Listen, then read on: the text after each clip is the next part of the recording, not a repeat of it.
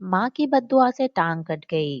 واقعی ماں باپ کے حقوق سے عہدہ بردار ہونا نہایت دشوار ہے، اس لیے عمر بھر کوشاں رہنا ہوگا اور ماں باپ کی ناراضگی سے بچنا ہوگا۔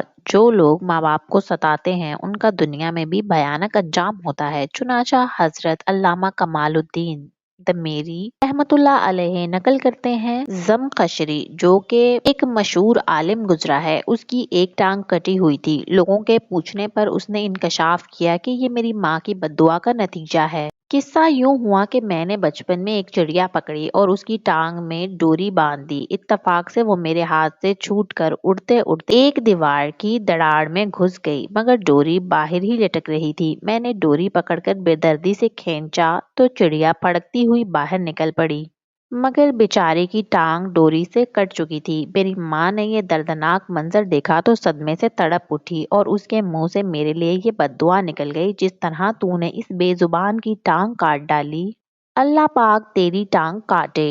بات آئی گئی ہو گئی۔ کچھ عرصے کے بعد تحصیل علم کے لیے میں نے بخارا کا سفر اختیار کیا۔